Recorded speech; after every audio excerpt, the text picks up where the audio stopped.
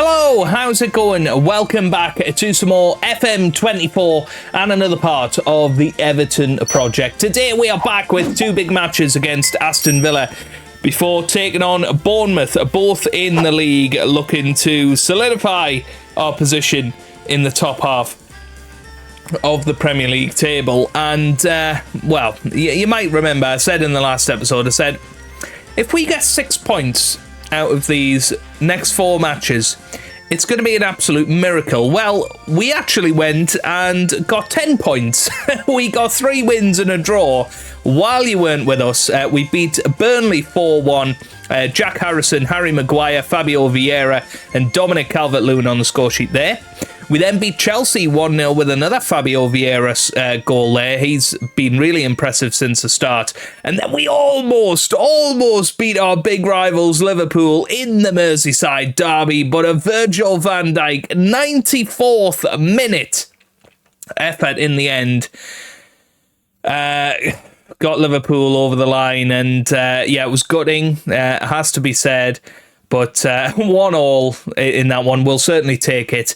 And then most recently, we beat West Ham 1-0 away from home against former manager of Everton, David Moyes, who we're certainly trying to follow in the footsteps of turning Everton into a perennial top 6 team going forward. But all of that means that we are currently in 9th place in the Premier League. We're doing very, very well. We're actually now 8 points clear of Bournemouth, so it's amazing how it all turns around, doesn't it? Crystal Palace, Luton and Sheffield United are lingering down in the bottom 3 places. I think Burnley will probably slip into that come the end of the season, but what an amazing turnaround it's been.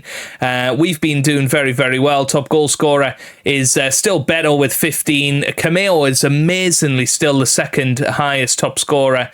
Jack Harrison and Dan Juma on 5 as well. Top assists is now Jack Harrison with 10. 8 for Dan Juma there. And top average rating is now Fabio Vieira on a 7.3. But if you look at Everton's history, you know, they've had a difficult few years in the Premier League. You know, finished 11th a couple of years, 2014, 15, and then 16.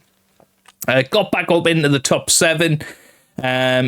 Was that Ronald Koeman maybe? And then did Sam Allardyce get them up to 18th? They finished 8th and 12th and then 10th under various managers. But I haven't finished as high as 9th in the Premier League since 2019. So it'd be nice if for the first time in 5 years we can get them back into properly being in the top half. And I tell you what, somebody's form has really turned around, and that's this man. Jordan Pickford. He has been absolutely sensational since the arrival of Meslier.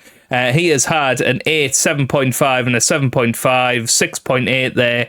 And I think it was a 6.6 against Fulham. Was that his first match when Meslier came to the club? But since then, he has been absolutely spot on with his performances and securing his number 1 spot for now, which is really, really good. So let's have a little look at the team that we are selecting for today against Aston Villa. Jordan Pickford will start between the sticks with Patterson, Tarkowski, Maguire and Branthwaite in defence. We've then got Garner holding the midfield with McGinn and Vieira in the middle. Harrison and Danjuma will start wide of Dominic Calvert-Lewin up top, who's played okay recently actually. Scored a couple of goals in between episodes, set up another couple, so I'm expecting big things from him going forward from now until the end of the season. We've rewarded him with a brand new 4-year contract.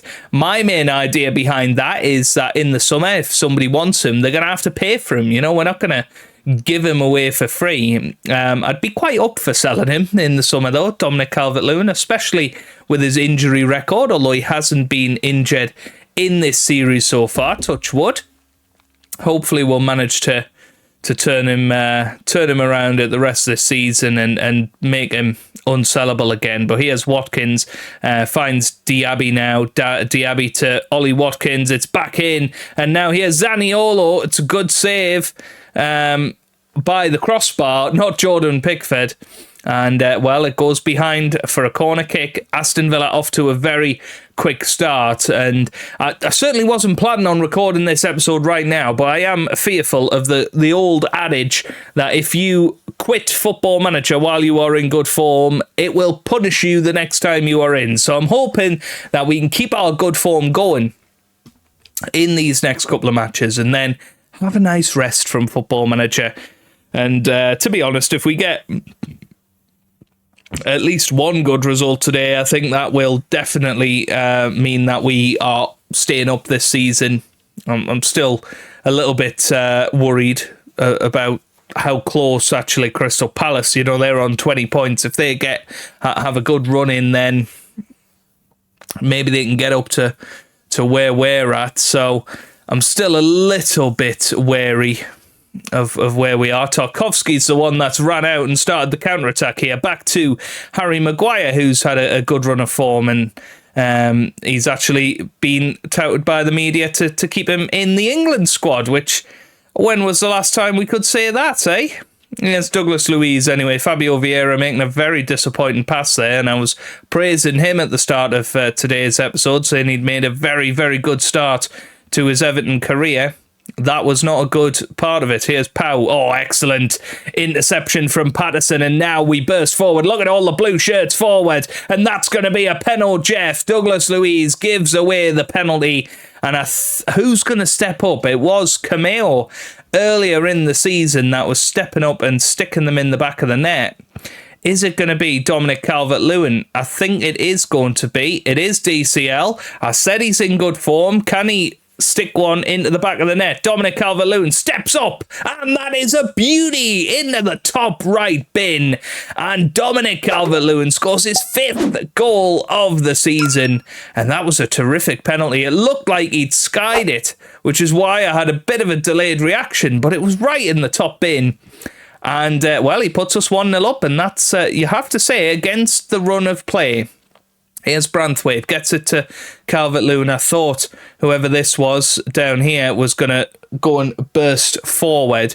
A bit unlucky there, it has to be said. But anyway, 30 minutes into the game, we're 1-0 up.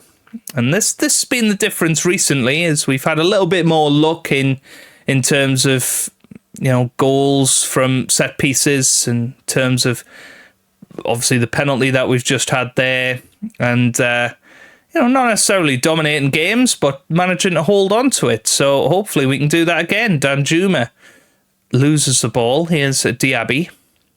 Diaby finds Kamara. Now here's Martinez finds Pau. Pau on the ball to Luiz. And here's Kamara to Douglas Luiz again. Here's Pau. Pau on the ball, and Digne gets it forward, header. And now here's Diaby. Oh, I don't like this. It's Ollie Watkins. Oh, it's off the post. Oh, it's in though. Gabriel Barbosa scores his 9th of the season. That's a blast from the past, Gabby Barbosa. But Everton are back to 1 goal apiece. Aston Villa are back to 1 goal apiece, and yeah, it would have been a real chance to close in on Aston Villa, wouldn't it? But it is what it is. Hopefully we can hang on to the draw. Cash finds Gabby Barbosa. Again, excellent tackle from Danjuma that time. And Calvert-Lewin flicked it on, obviously, to nobody, because he's forgotten he's not in a 2-striker partnership. And Gabby Barbosa very nearly put Villa 2-1 up there. But I think he was offside anyway. Right, half-time coming up. Branthwaite, can we go in with a 1-goal slender lead? It's Harry Maguire on the ball, finds Branthwaite. That's really poor, really, really poor, and puts us under pressure. Diaby now with a great chance. Maguire cuts it out, and now he has Cash, and, Zaniolo puts it into the back of the net. And that was avoidable, and the amount of times that we're doing that is really unreal. It really is. It's not good enough, right? So we have to have a go at them. Jack Harrison not having a great game, so we're going to put McNeil on for him. We're going to put Leonardo on that left-hand side as well. Give him a bit of a run out. No, we'll put Branthwaite on the right, and we'll put Michaelenko at left back. And maybe he can be, an inverted fullback. That all looks good. So it's a cap triple.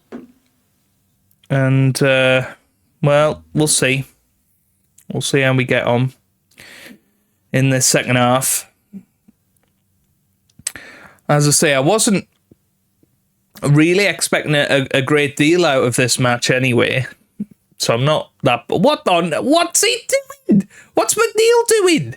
Pull your pants up, sunshine.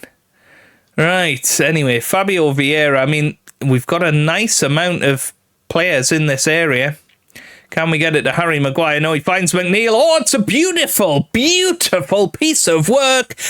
Stick McNeil on the floor. He takes his shorts off. He gets everybody's eyes there, pulls them back up, catches everybody off guard because people's thinking his mind's not on the game. But what a beautiful pass that was through to John McGinn, who sticks it into the back of the net against his former club. And it's now 2 goals apiece. Fantastic. I don't know what McNeil was doing on the floor, though. He's rolling around. That was hilarious. But it was part of the act. It was part of the routine. Anyway, I was speaking before about Jordan Pickford being a top man over the last 5 matches. He's not had a fantastic go of it here, and that's going to be a penalty, Jeff, I think. What on earth was whoever that was doing? Oh, it's going to be a penalty. And I'm going to bring Meslier on. Will Meslier get on in time? I think he has done. So Meslier's going to step up. Can he be a hero? This is his first seconds as Everton's goalkeeper. Gabby steps up. Oh, and it is 1-1. It's 3-2, sorry. Bit of a shame for Meslier. He's thinking, why have you put me into this situation, Gaffer? But if he pulled off a save there, that would have been a heroic moment. It would have been a tactical masterpiece. And, McGinn's just wiped out Douglas Luiz there. We're starting to... Oh, my God, Michaelenko now getting involved. But that's definitely a free kick. But we just need to calm down a little bit here. I'm going to tell them to calm down.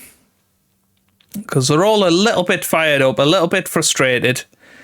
And it's going to cost us. Douglas Luiz was absolutely snapped by John McGinn. I'm amazed that wasn't even a booking.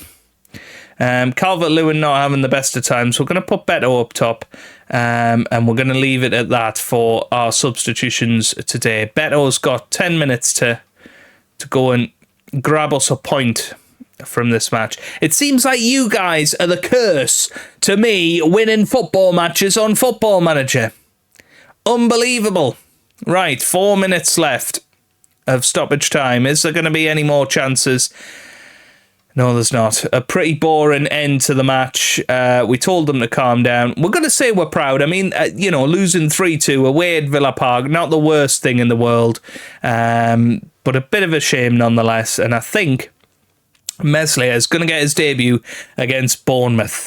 Well, a few changes from the Aston Villa match. Meslier does make his full debut in goal today. Michaelenko has taken a left-back position because Jared Branthwaite is going to be out for pretty much the rest of the season. He's out for 5 weeks with a little knock. Dwight McNeil comes in after shenanigans last time, and Beto will start up top instead of Dominic Calvert-Lewin. So let's get into it. It should be a match that we are absolutely winning at home today against Bournemouth. This is exactly, the sort of match that we expect to be winning.